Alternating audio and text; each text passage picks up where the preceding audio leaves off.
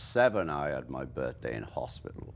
I had peritonitis, really bad. And then I had my 14th birthday in hospital with tuberculosis. And when I was 13 in this hospital, in those days you took streptomycin and fresh air. They moved us to a greenhouse away from where I lived in Liverpool.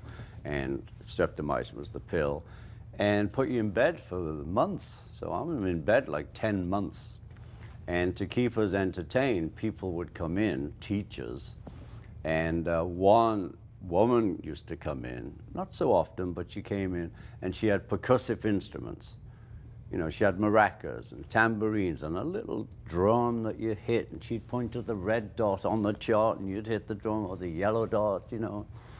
And I hit that drum, and it was amazing.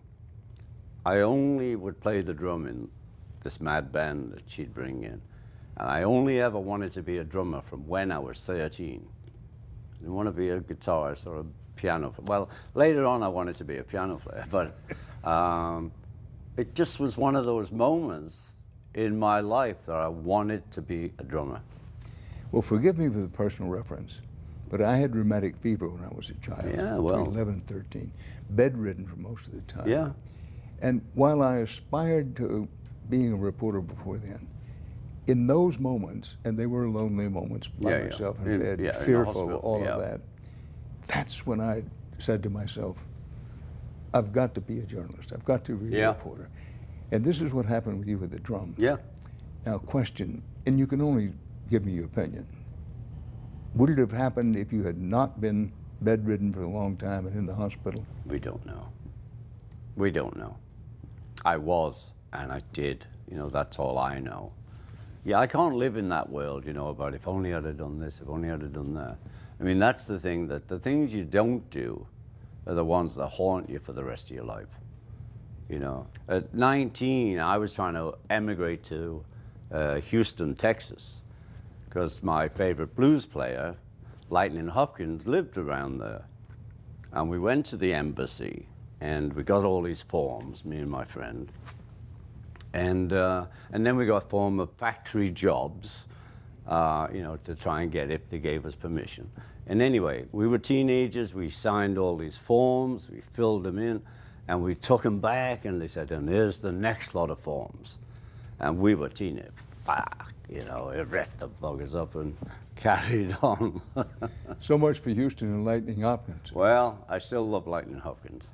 But how'd you get from Lightning Hopkins to Ernest Tubb? I love music, and you know, I got to big bands through my stepdad, Harry, and Sarah Vaughan. That was one of the great lines. He said, you know, I'd play what I was listening to, and he never like said, oh, that stuff. He'd always say, have you heard this? And he'd play Sarah Vaughan. Have you heard this? Billy Eckstine, Billy Daniels, Glenn Miller. He had his record collection, and you know, so I've always appreciated that. And the early rock and roll, like Little Richard, you know, they did it in like one take. It was mono. They rocked, you know. So I don't know. All of that impressed me. And they used to, you know, the maddest story I have is that in Liverpool, at 4 o'clock on a Sunday afternoon, my friend Roy and I never went anywhere because they had Alan Freed's rock and roll radio show. But it came from Luxembourg, because the BBC didn't play rock and roll. So they must have had the biggest antenna known to man, I don't know. But it came through the radio, and it was so great. And that's where we started to hear what was happening in America. And that's why we were excited when we came to America with the Beatles, because all our music had come from there. You mentioned taking risks. Yeah. If we take risks in life, there's no good looking back and saying, might have, could have, should have taken this road or that road. But you took a big risk. You were playing with the Hurricanes. I was. And you got a chance to go with this Beatles group. Yeah, I know. But the Hurricanes were bigger at the moment. They were, but I loved, from Germany where we met, really, we were playing Rory and the Hurricanes, and the Beatles were playing the different clubs than the guy Koshmi, who owned both of them, put us on the same club. And I loved John, Paul, and George. I just loved that front line. And, you know, we would do at the weekend 12 hours between us. And I'd be there for the last gig, you know, just sitting there watching the front line, requesting songs. Yeah, so then they asked, and I had no hesitation, really, but people did say, "Are you going to leave Rory?" And I said, yeah, I'm going to leave. You know, you just make her step up. I'm interested to know why that was. You liked the group. I did. I loved liked the music. Yeah, they were great players. They were you know, Rory was a showman, and we were players, and we had a guitarist called Johnny Guitar who was great, but that was about it, really. But we, you know, we were big in Liverpool, and I just loved them. So, you know, the thing Brian called it was a Wednesday. He said, "Would you join the band?" I said, "Sure." I said, "When?" He said, "Oh, tonight." I said, "No, I can come Saturday because they've got to get another drummer." Because, you know, we're all playing the same songs. Well, let's go back for a minute.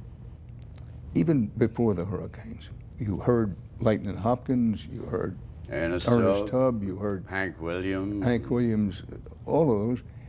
Did you hear other drummers? For example, Gene Krupa was a big drummer. I went to see, I think it was the Glenn Miller story. Gene Krupa was actually in it. Yeah. But people always ask me, "Oh, what about those drummers and those records?" I never listened to the drummer. I listened to the whole thing. You know, there was an Al Green track called "I'm a Ram," and the guy hit the hi-hat, boom, boom, boom. Psst. It's like magic to me. And I remember I remember those moments. We're sitting with Klaus Bormann in this apartment we have in London, and so that did. But Al Jackson, yes, I know the names, and they played on great records. But it wasn't like I was listening for the drums. Well, looking back over your career, you've had it all. You've had a great solo career, still touring with your own band in which you put the band forward. I was there last night when you performed, and frankly, a little surprising, but very impressive. You don't put yourself forward.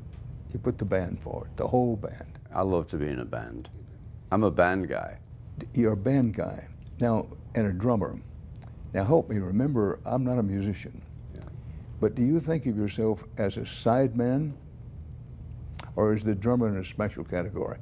You have the star, the centerpiece. Well, because of the Beatles and that, you know, I am the guy. It's Ringo and the All-Stars. Right. But I play with all these other guys. They play for me. And it sort of worked out since 1980. Now it'll be 30 years I've been doing this part of my life. Next year, when I put the first Ringo and the All-Stars band together, which came about, how crazy, some guy, promoter, Pepsi had got to him and say, you know, we'd like Ringo to do a tour, that we'll support him. Who got to my lawyer, who called me out of the blue. And I thought, oh, yeah, okay. And I phoned, you know, it was quite a big band because I just opened in those days the phone book and called all these Dr. John, Joe Walsh, Billy Preston, Clarence. I thought that'd be good. I had big Clarence to bump up against.